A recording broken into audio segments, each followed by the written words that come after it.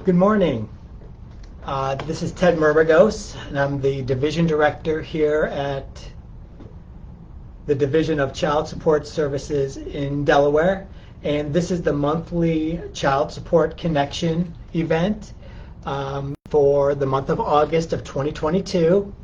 And we want to welcome anyone who is joining us today to hear information about the Delaware Child Support Program. We also want to remind people that we post these videos, these monthly Child Support Connection events, to our Facebook video section, and we also post it to our YouTube channel. So if you know someone who could benefit from hearing about our services at the Child Support Office, certainly feel free to share with them that information so that they can go ahead and watch some of the videos that we may already have posted there, or this Child Support Connection that'll wind up on our Facebook and YouTube channel after today's event.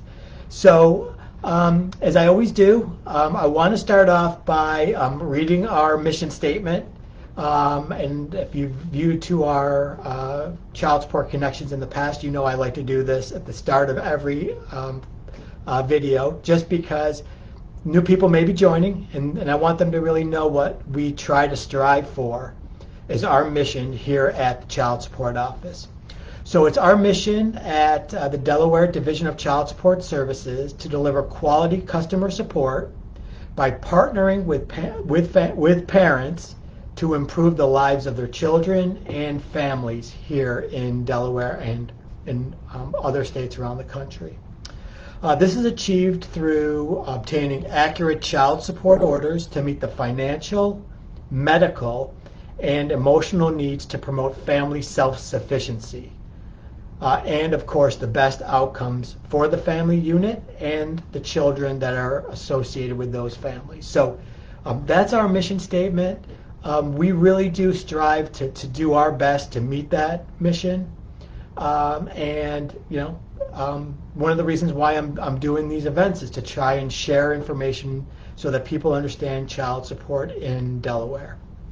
I recently made a video, I think it was a couple weeks ago now, explaining that the Child Support Office was teaming up with the Remand program, and we were going to do an event, I believe it was on July 23rd, at the Cultural Arts Center in Wilmington, Delaware. That event came off without a hitch. It was really a good event. We thank the Remand Project for putting that together. It gave myself and one of my colleagues here at the Child Support Office an opportunity to meet with non-custodial parents to talk about their child support situation. And from what I understand, the Remand Project is planning on holding a couple other events throughout the state. In I think it's 4 more. Another one in Wilmington. There's hope to have one in Middletown, and then one in Kent County and one in Sussex County. So we're looking forward to participating with them and coming to share child support information. The other thing that I would like to try and do, and I'm going to tap into some resources here at the Child Support Office, is to maybe hold some virtual town hall meetings with the public to actually talk about child support and some of the services we do. And we would invite people to join us for those events if they're interested, and they will certainly be doing some outreach about town hall meetings that we would like to have here in Delaware. But the thing that I wanted to mention about the Remand Project event that we went to a couple Saturdays ago was that I had an opportunity to meet I'll put my glasses on here, to meet the president of New Level Staffing, and her name is Chanel Edwards. And I'm going to be reaching out to her to talk about some things that maybe we can do to partner with her and her employment agency. But one of the things that I was really interested in what she had to say was that, and this is some of the things that I've said a little bit in past events, in past Facebook Live events, is that in Delaware there are places that are hiring. And Ms. Edwards has indicated that her employment agency you contact them today, you could be working tomorrow. She's got that many tentacles in the public with employers who are looking to hire on the spot. So I'm gonna, when this event concludes, I'll put in the chat the name of her employment agency, which is New Level Staffing, and her address and some contact information, as well as their email address for people to explore hiring opportunities that their employment opportunities that they can help place people in. And I'm going to reach out to her after this event and have a conversation with her about maybe doing a Facebook Live interview with me to talk a little bit more about New Level Staffing and some of the things that they offer. And like I said, I'll put her information in there. She's a great person, and that's what we need. You know, we need to be able to draw connections with people in the community that want to help us put people to work. Whether you're a custodial parent or a non-custodial parent, doesn't matter to us. We want to help people find employment, and she is one of those people in the community that can help us get it done. Who doesn't like, you know, contacting them today and being able to work tomorrow? I mean, that's an incredible thing, and something that she prides herself and her company in being able to help individuals to become employable. So as we do, and one of the things I appreciate about this Child Support Connection is we love to hear from the public. So if you have a question that you want to ask me, you could certainly just type it in the chat. I usually stop things that I'm talking about to go ahead and answer those questions. Those are the most important. That's the most important part of the Child Support Connection, connecting with the public and being able to answer questions that they may be having about their specific child support case, or looking for more information about how to become a client of ours. And that's, you know, I certainly want to be able to share that information. You know, the other thing that I want to share with folks is, you know, oftentimes we hear that people are having difficulty reaching someone. They're contacting our customer service unit, and that phone number is 302-577-7171, but maybe they're on hold a little bit longer than they would like to be on hold. So I always am trying to promote the fact that you could reach out to your child support specialist if you have a child support case here in Delaware through our customer website, and to enroll in that customer website, to create a username and password and have access to your worker. You can print account statements. You can send us updated address information, employer information via that portal, the customer website. You have to log into a state of Delaware site called my.delaware.gov. And then once you create a username and password for my.delaware.gov, you would pull down the customer website app, and that becomes a permanent app in that my.delaware.gov that you can click on and enter another username and password for the customer website, and actually have access to pieces of your child support case. So I'm always trying to encourage people, and I'm actually trying to see if I can get somebody from our state's Department of Technology and Information on a future Child Support Connection event to talk a little bit more about that my.delaware.gov. So it's an excellent tool to have access to your child support specialist, especially if you don't want to wait on hold to try to reach a child support specialist, or you can do it from your phone. You can do it from a computer and access information about your child support case. So I'm always trying to encourage people.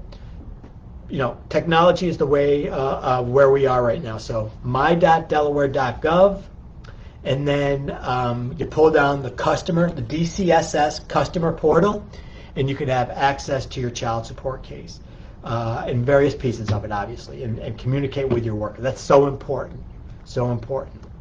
So I'm continuing to see if we have any comments in the chat, and we don't. So, but feel free if you're joining us today to put a question in the chat, and I will certainly read it and be able to answer it. Since the last Child Support Connection, I did receive a call, a comment on our YouTube page.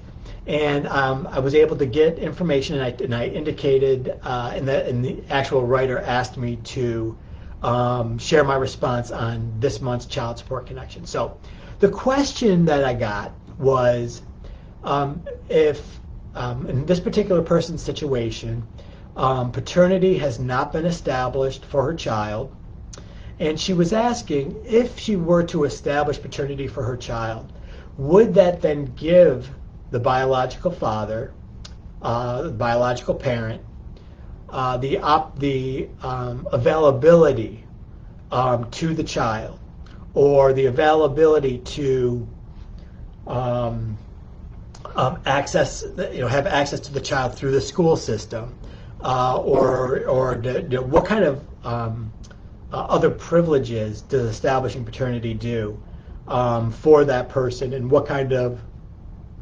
controls would the custodial parent be giving up? So I was able to ask that question to others within the Child Support Office, and I think the consensus is that, along with establishing paternity, along with establishing a child support case, it's probably also important to establish a visitation order or a custody order that clearly delineates who has access to the child and when, and that establishing paternity in most cases would allow certain privileges, but if you wrap that up in a custody order or a visitation order, that's the best way to kind of handle things. And we encourage people, if you're not a client of the Child Support Office, we encourage you to consult an attorney to see the best avenue to get some of these things done.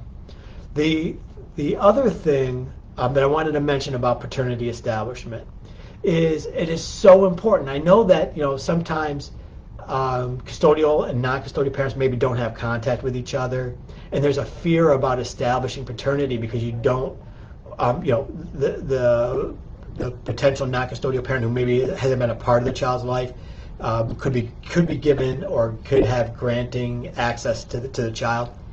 But there's so many benefits to establishing paternity. For instance, Social Security benefits. If either parent dies, the child may be eligible for Social Security benefits. And if paternity is not established, that's extremely problematic. Medical histories, knowing who their biological parents are in case they have a medical condition that maybe is genetic.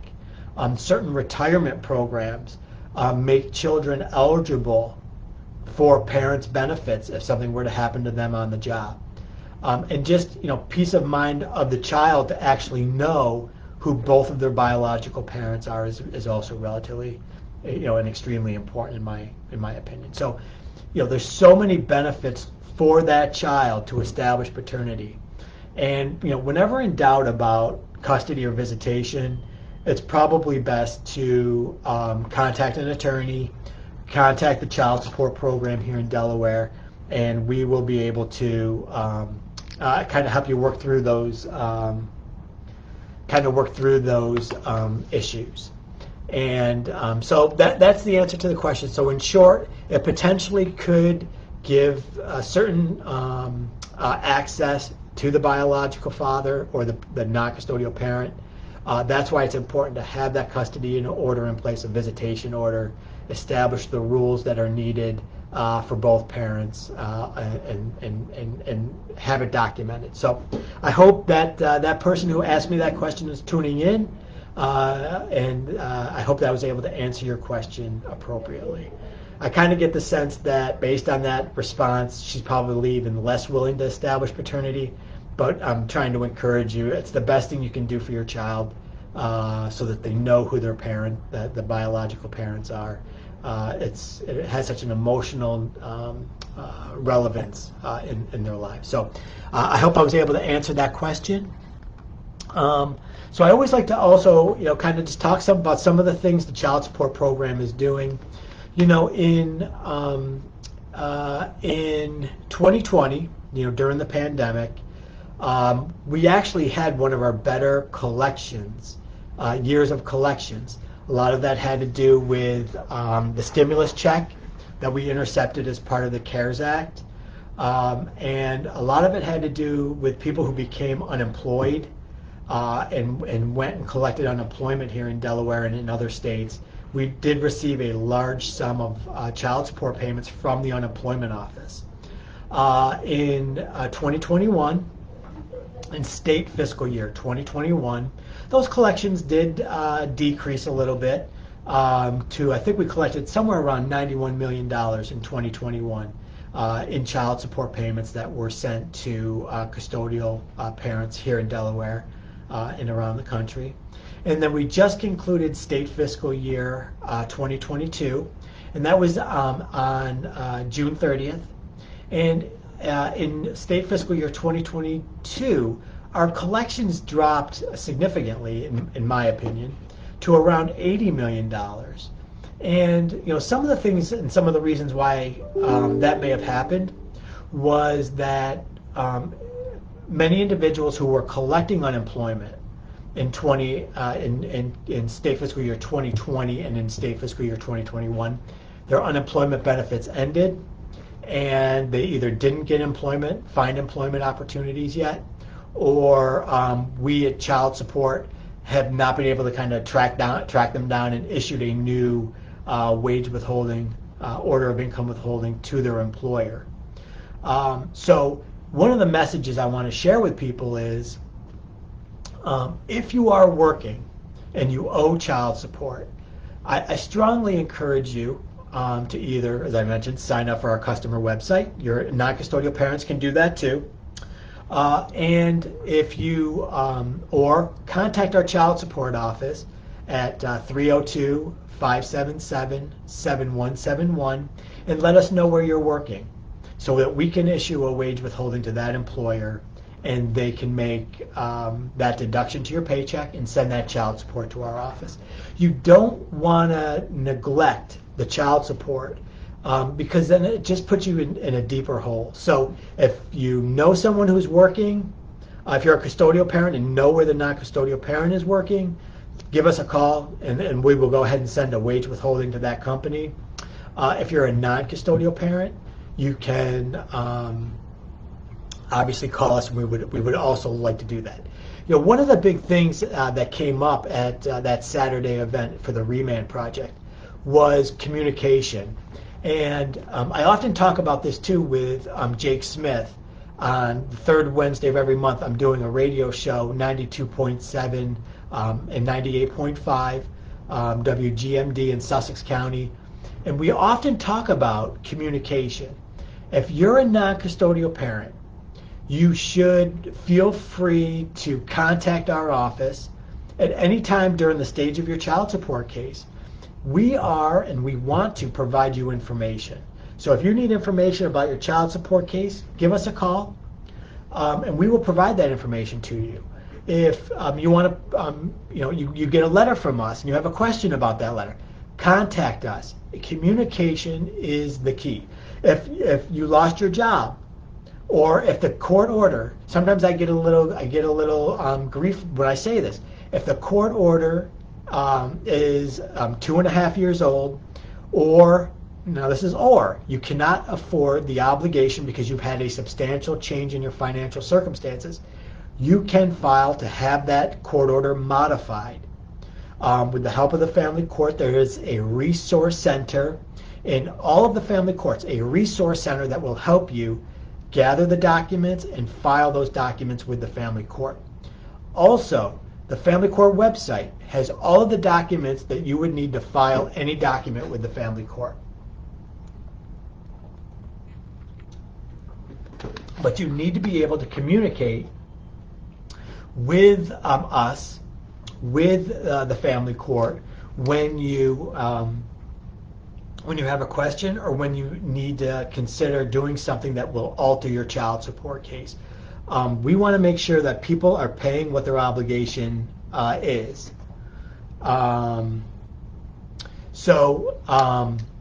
feel free to take those actions and communicate. Communication with the child support program is ultimately the most important thing you can do.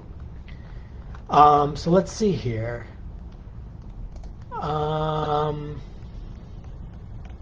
I'm not seeing any comments. I don't know if there's.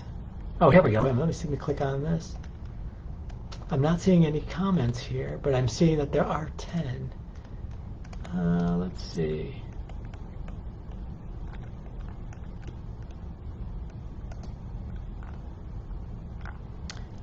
Bear with me as I try and see what's going on with Facebook.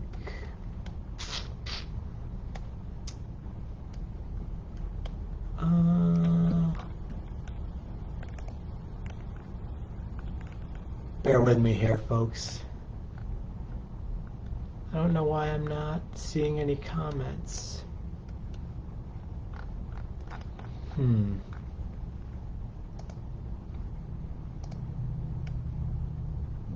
Here we go. Okay, I apologize. I am now seeing comments. So let's see here. Is there a reason why my child support is no longer coming in on a usual schedule? So, it's one of the things that we often try to tell folks is that when it comes to child support, we would like to think that there's a regular schedule. Non-custodial parent gets paid, employer makes that deduction, and then sends the payment to the child support office on a regular basis. But things happen. The things happen on the employer side of it. Things happen with the postal service and the mail. Things happen electronically if they're transmitting those payments to us electronically.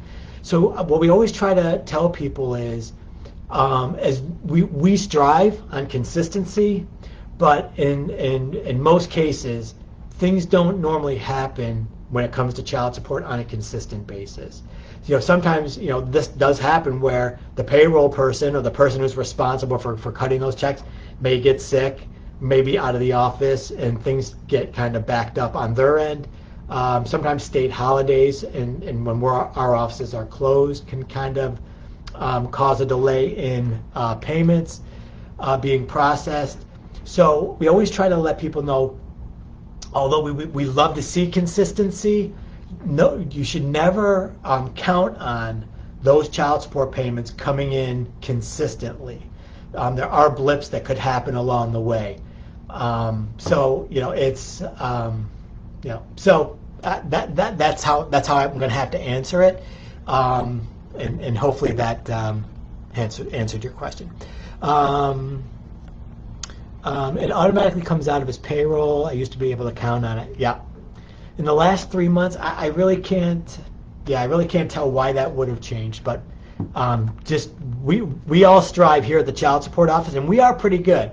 When that payment hits our door, usually within 24 hours, that payment is going out the door to the custodial parent.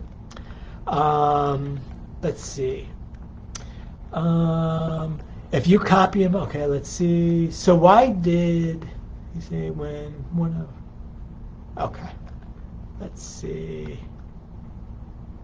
One thing I know is if there isn't a custody order in the state of Delaware, both parents have the same rights as each other and both have quote unquote shared custody. Yeah, one of the things that's important for people to know about child support in Delaware. Child support, custody, and visitation are all separate issues handled by the family court. Divorces, domestic violence issues, all separate. That's why when we always are encouraging people, you might have a child support order, but you should get a custody order, you should get a visitation order, and you can handle that separately at family court. It's so important. And one of the things we talked about that Saturday with some of the non-custodial parents, when these orders are in place, everybody is bound by it. The custodial parent is bound by it. The non-custodial parent is bound by it. So if she or the custodial parent says, I'm not going to let you see your child, that she or he could be in contempt of that custody order or of that visitation order. and issues can be resolved at family court to try and deal with those. My password is locked out. Who do I need to contact? That's a great question, and I would encourage you, if you are already signed up for the customer website and your password has been locked out, contact our child support office at 302-577-7171. Let them know your customer website password has been locked, and we can help you unlock it and get you back into the customer website. Let's see here. Good morning. I have a question about ending child support. He is getting near his last payment and wants to know how it ends. What is the next process? What is the next process for license restoration, and what should he do once he makes his last child support payment? Okay, so a couple questions here, and we'll take them individually. So when we talk about child support ending, we have to talk about current support, and we have to talk about arrears. So the only way that arrears accrue is when a non-custodial parent fails to meet the current support obligation. And the current support obligation is basically what the court has said the non-custodial parent is to pay in a given month. If he has hypothetically, if there's an order for $200 in current support in a month, and the non-custodial parent only pays $100 in that month, the arrears becomes $100. And then it continues to go up based on the non-custodial parent failing to meet the current support obligation in any given month. So the current support obligation ends when the youngest child on the order turns 18 or graduates from high school, if they're still 18, or at age 19. In Delaware, the age of emancipation is 18 unless they're still in high school. Then it becomes the graduation date, or it becomes age 19 if they are still in school. So if you're saying in this question about how do we deal with the last payment, if we're talking about current support ending because the child is emancipated and out of high school and is 18 or is 19, we can help revoke the current support obligation without a hearing without a family court hearing happening. And then the non-custodial parent, once that current support obligation ends, the non-custodial parent would be required to continue to pay until those arrears are paid in full. Once those arrears are paid in full, we would go ahead and revoke without a hearing the arrears payment, and then we would go ahead and close the case.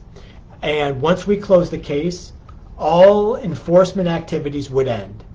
That includes the license suspension. We would go ahead and return that individual's license, but the non-custodial parent would have to go to family court.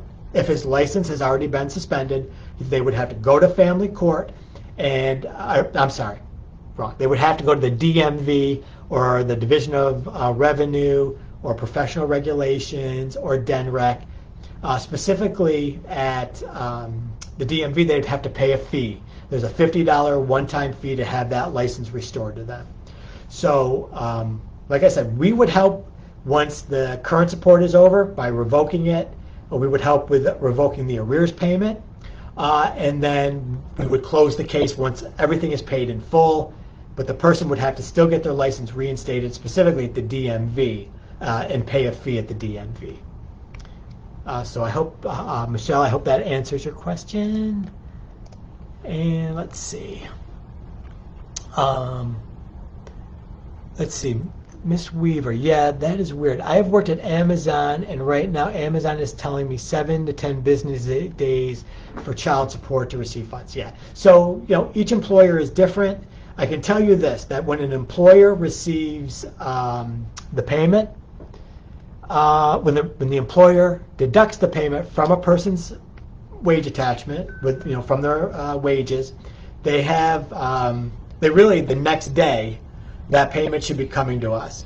The employers have 7 to 10 business days to set up a income withholding order with their company. But after that, every time that non-custodial parent gets paid, that we at Child Support should be receiving a payment within that day.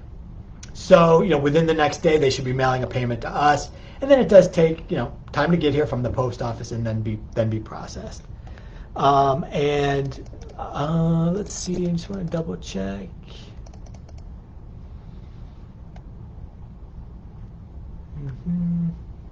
Works at Bay Health and has been in place for years. It is really being late. Now it's in arrears as well as being late. Yeah, like I said, I can't explain why those things are happening. There are glitches along the way. Word of advice: if he isn't working for the state or federal government, though, it is not guaranteed. But the regular jobs like Walmart, for example, you can have it set up. Yeah. So we're talking about wage withholdings, and I certainly appreciate all the comments between each other. One of the things, we're all here to learn, and people have experienced child support and the child support program a lot longer than others. So it's always good to share amongst ourselves information about the child support experiences people are having. But employers are required to send those wage payments to us, and we process them as quickly as we get them. They are being processed and sent out the door. So let's see here. Good morning. Hope all is well. Ted, praying for your update. Yep. So this question from First Lady is Queen. This is a case that I've been involved in for a month or so now, and one of the things we are doing here, this is a question about the non-custodial parent's prior military employment, being a veteran now, and trying to determine whether there are funds that could be attached through a retirement program with the federal government, veterans, with the veterans. So without divulging too much information about specific case-related stuff, this is a situation where we at Child Support are trying to verify, and we're continuing trying to verify with the federal government whether this individual is receiving veterans benefits that we can attach. We are also looking at an employer in the state of New York that could possibly be a source of income for this custodial parent. Unfortunately, we're having difficulty trying to reach out, and I am continuing to work with our child support specialist who's overseeing this case to take those efforts to reach out to the federal government. We're also using our Federal Office of Child Support. We're also trying to tap into some of those federal resources that will hopefully be able to provide us some information about benefits that are being paid to this non-custodial parent, and potentially being able to tap into the retirement funds from that non-custodial parent's benefits. Trying to see if there's any additional questions here. Okay, I'm not seeing any additional questions. I hope I was able to answer the questions about what we try to do in verifying information. Sometimes reaching out to the veterans and Veterans Administration can be a little bit difficult, or the branches of the military. But we're still working on that. One of the things too that I was going to mention is okay. So here's another question before I go on to a different subject. What if the non-custodial parent has a 1099 job? They haven't reported to child support to be docked.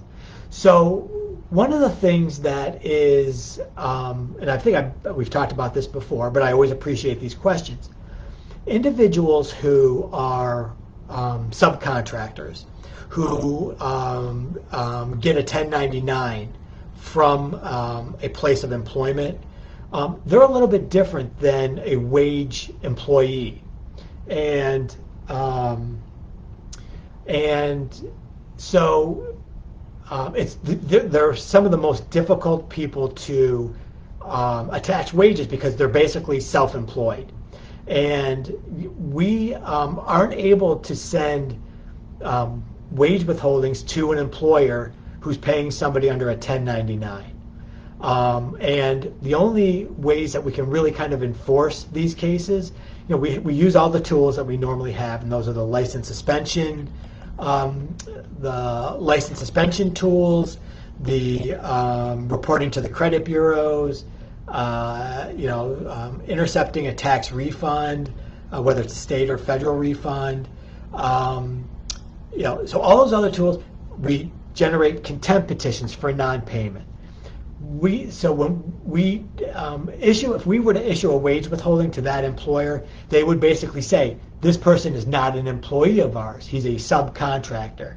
If we were to issue a wage attachment to him directly, he or she would, as a 1099 employee, would probably throw that wage withholding in the trash and not honor it anyways. So if you're not receiving payments and your non-custodial parent is a 1099, a subcontractor, I would encourage you to speak to the worker, your child support specialist, and we would be able to generate a contempt petition with the family court for non-payment. What I try to encourage our workers is to make a call to that non-custodial parent and find out what their circumstances are, try to encourage them to make a payment on their own and make it consistently before we have to generate that contempt petition, so that we can encourage them to make that payment, avoid having to go to court, avoiding that headache. Typing in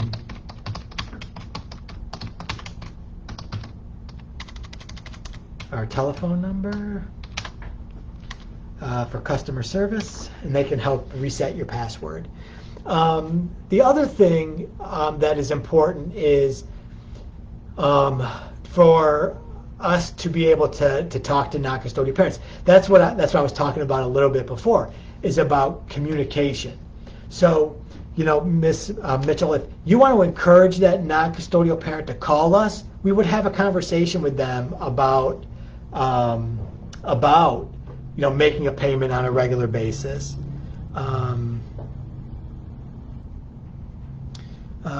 If a 1099 employee has a wage job that is being docked, should the 1099 also be included in the child support case also? So should that be included in their income? We always encourage people that if you believe that there is a financial change in the non-custodial parent's circumstances, we would consult our Department of Justice, the attorneys that help us manage those cases, and they would help us determine, we should, if they're working a part-time job or working, have additional earnings, they would help us decide whether it's warranted to take that non-custodial parent back into court for a modification of their child support order. So one of the things I wanted to talk about is, and Ms. Mitchell, you got me thinking about this, is for a non-custodial parent, there are so many different ways to make a child support payment. We talked about through an employer with a wage withholding. Here in our Newcastle County office, located on 273, we have a drop box that a person can make a check or money order payment. We have a website called iPay Online that they can make a credit card, a checking account, a credit union account. They can make a one-time payment. They can make a reoccurring payment once a month. On the 15th, I want a payment to go to child support. They can go to the DMV. They can go to probation and parole offices. There's kiosks where they can make a cash payment. we are soon to launch a voice response through our customer service telephone number. They can make a payment through their telephone. So there are so many ways for non-custodial parents or employers on that to make the payment electronically to our office. So I'm always encouraging people to go to our website, and you can get there through the state of Delaware's website. We're the Division of Child Support Services. We're a part of the Department of Health and Social Services. But there's so many ways for people to make their child support payments. There's no excuses anymore. We're soon, by the end of this year, I'm hoping, going to be able to launch PayPal and Venmo as another way to make child support payments. So, you know, the excuse that I can't make a payment doesn't fly anymore here in the state of Delaware. There are so many ways. Go to our website. Encourage a non-custodial parent to go to our website, and they can see how to make those child support payments to us electronically or through coming to our office and making that payment. Now, the only thing about payments is in Kent and Sussex County, you can only make a payment to have your license restored or to avoid a purge, avoid being incarcerated, a purge payment. And the courts will direct you to the child support office to make a payment, if you're going to be incarcerated, or the potential is that you could be incarcerated for non-payment of a child support order.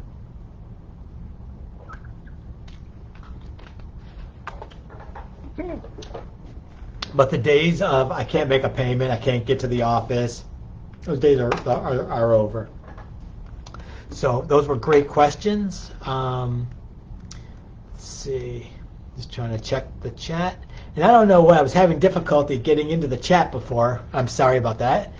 It seems like Facebook every month changes something up and causes a little bit of confusion for me. But I thank you for hanging in there.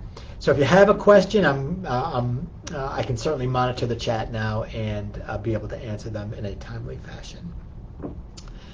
So, one of the things that I also wanted to share with folks, we recently, through this last legislative session that ended on June 30th, we recently had a piece of legislation that passed, and it was to restrict minors from signing a voluntary acknowledgement of paternity.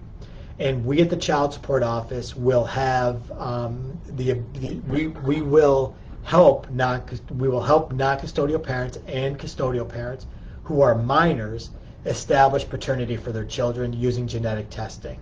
The governor is hopefully going to sign that bill relatively soon.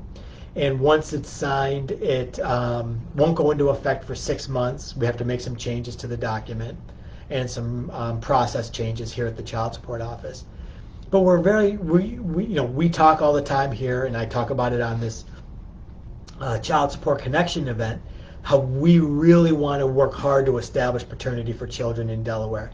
So you might say, well, this is really kind of restricting minors who want to voluntarily acknowledge their paternity for their child. But we would rather use genetic testing to ensure that the minors are getting a fair chance at having paternity established for their children, and not have to worry about being forced by an adult to sign a document that they may not be ready to acknowledge. So we're excited to get this new phase of the voluntary acknowledgement of paternity program process done. We're going to be doing some outreach with the hospitals here in the state of Delaware, and we have to make some changes to the document and some processes, but we're really looking forward to implementing that new law change. So that's some other information that's going on here at the Child Support Office. One of the other things, if you will give me a few minutes to talk about, I wanted to talk a little bit about hiring. And I use this. I see there's a couple other questions, but I'm going to finish this thought first. I have a platform here that I want to share information. The state of Delaware, and I'm going to talk a little bit about my department here, the Department of Health and Social Services. we're encouraging people, if you want to be a state employee, and I encourage you to do that, I love being a state employee, I encourage you to go to the state of Delaware's website and the Department of Human Resources and apply. I've never seen as many jobs posted on the state of Delaware's website as I'm seeing now. And interviews are happening and people are getting hired. So if you want to be a state employee, and you can say, well, I'm a non-custodial parent, I have to pay child. That doesn't matter. You can be a state employee. You're a custodial parent. You want a better job than you have now? Consider being a state employee. I encourage you to look at the jobs that are available at the Department of Human Resources website and apply. And there's a very good chance you're probably going to get hired. The state of Delaware is looking to employ as many people, qualified people as possible, and I encourage people to become a state employee if you have that opportunity. So let's see here. I have out-of-state child support with a non-custodial parent for my daughter. How is that going to work? Because now it is a role reversal, because I was paying her for the last couple of years, and now she is going to pay me. So let's see here. So if you so I just want to make sure I got this right. I was paying her for the last couple of years. Now she's going to pay me. So you're now becoming the custodial parent. And if you want a child support case and you live in Delaware, you can come to the child support office, at least inquire as to, is it possible for us to open a child support case on your behalf to get child support?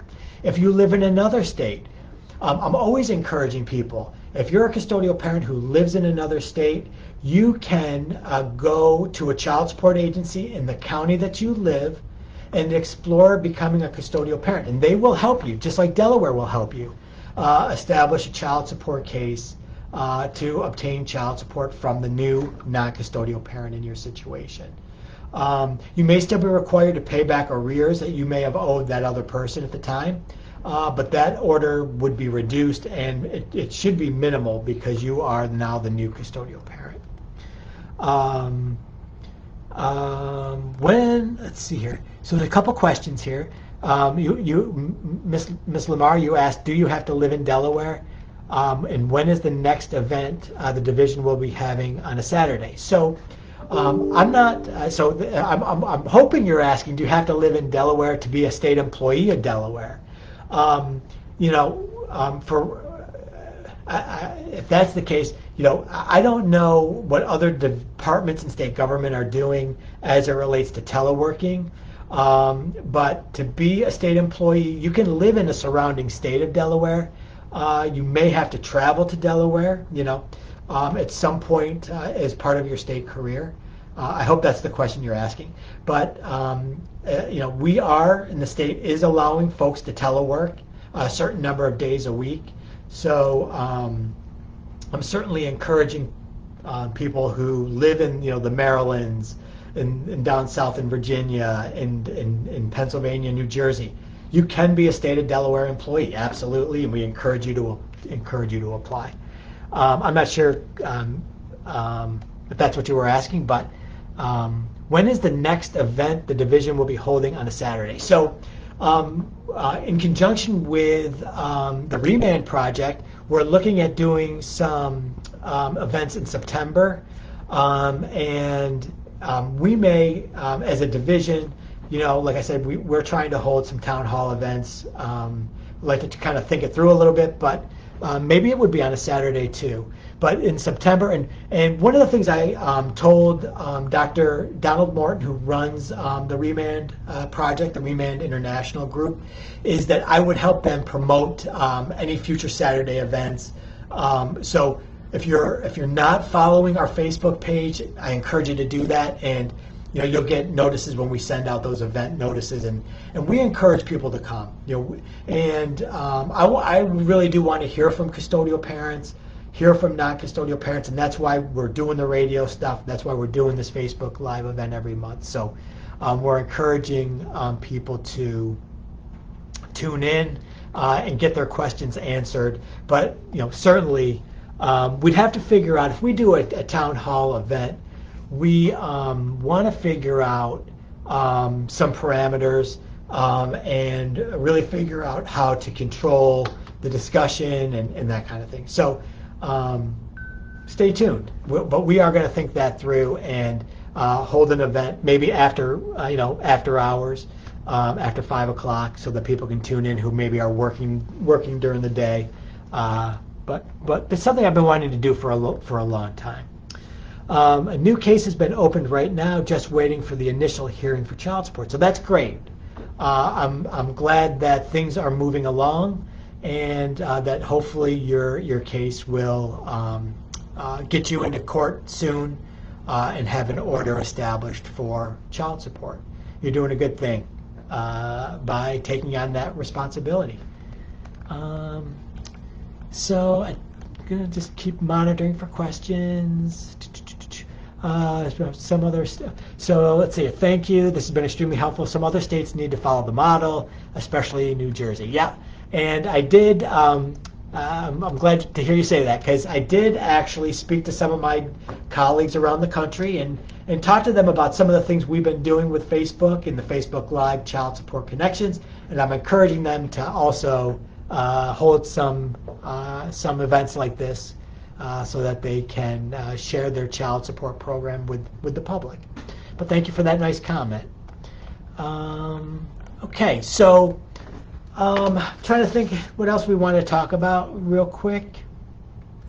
And I keep referring to that Saturday event because it did really kind of open my eyes a little bit about some of the things that people think about child support. It was great to have a conversation with non-custodial parents.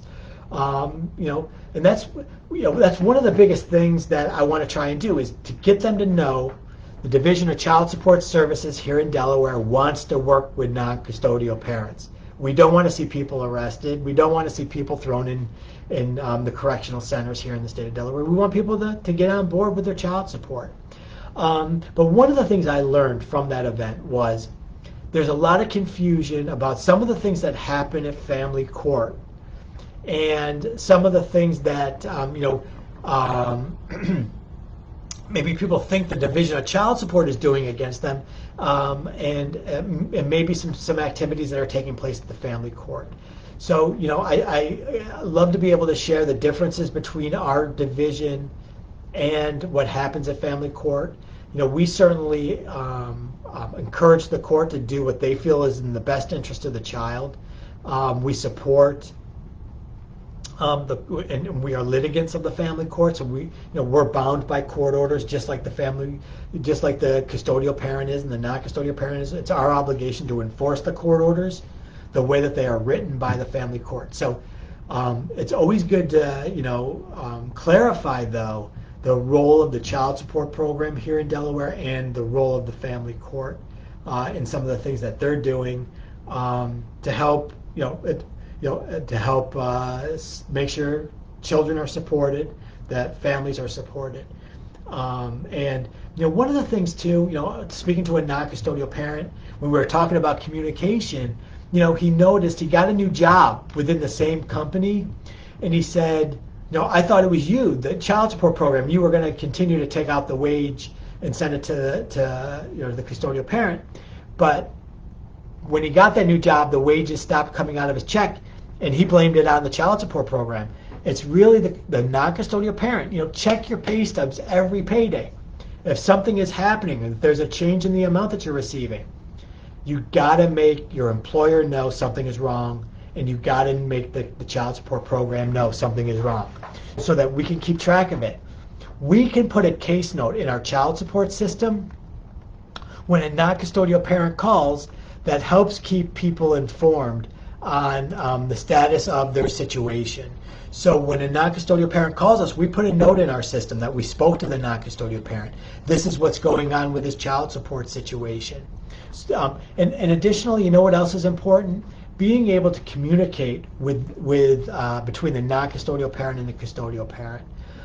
Sometimes people don't get along, we get that, but being able to communicate about your child support situation and about your child is really, really, really important, and we encourage both parents to do that. The new comment or question here is, I haven't been able to have her served for my custody petition because of not knowing her mailing address. Is there a way that I could get her served the same way child support was able to have her served, as far as I know she is homeless? So that question, when we talk about service, she has to, with any brand new child support case, the person has to be personally served. Someone knocking on their door and handing them documents to have them served. So this is what Mr. Smith is mentioning in the comment. So my suggestion would be this. Because custody is handled by family court, which is separate from the child support program, I would refer you to that resource center and talk to the person that works in the resource center about your custody petition, and let them know, hey, my child support petition was served and this is how it was done, and speak to them about someone reaching out to that service of process company that they deal with, they contract with, to see if they can give your custody petition the same treatment that they gave your child support, that service for the child support petition. We here at the child support program, unfortunately, in your situation, we can't help you get that custody document served, but the family court should be able to help you with that. So I hope that answers that question. We're kind of winding down here. It's 26:27 now after the hour. I just want to remind people of a few things before I conclude. If you know someone who needs a job, I'm going to put in the chat before we conclude new level staffing and their phone numbers on how to get set up. Like I said, I spoke to a Chanel Edwards, and she said you come to them today, they can get you to work tomorrow. So I'm going to give you their contact information. And I'm going to also, like I said, reach out to her separately, because I'd love to be able to speak with her and maybe do a Facebook Live mini interview with her to talk about her program and how they can help put people back to work. You need help with your child support case here in Delaware. Contact our customer service unit. The number I already put in the chat, but I'm going to tell you too. It's 302-577-7171. If you are on hold on that number for more than 30 minutes, I encourage you to hang up and call back. I know you don't like to hang up after a certain amount of time, but if you're on hold for that long, there's probably more of a chance that there's a problem with the phone lines. We do monitor the call volume, and we also monitor how long people are on hold. And normally, if people are on hold longer than 25 minutes or so, we will get more people on the phones to help with the backlog. So if you're on hold longer than 35 minutes, I would hang up and call back. Check out our customer website. You can go to our child support website to learn how to log into my.delaware.gov. I'm encouraging people to do that, and we can help you get a hold of us in different methods. And then the last thing I'm going to say before I conclude, if you know a non-custodial parent who's upset with child support, have them tune in next month. And next month we're going to be on, it's September, but the Monday the 5th is Labor Day. So we will be doing our Facebook Child Support Connection on Tuesday, September 6th. Have them tune in. Have them ask me some questions. I want to be able to help non-custodial parents understand child support. If I don't know the answer, we'll get it for you. But don't, you should always encourage people to tune in. Like us, like our Facebook page, follow us. We're always putting out employment opportunities. We're posting jobs that are available. And hey, think about becoming a state of Delaware employee.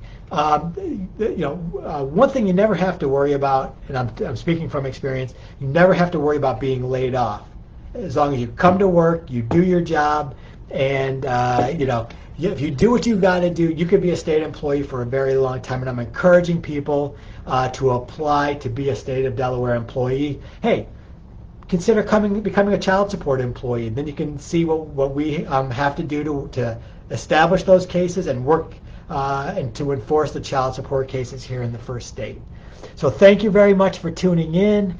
I'll see you next month on Tuesday, September 6th for the Child Support Connection. Have a great day and stay safe. Stay safe out there.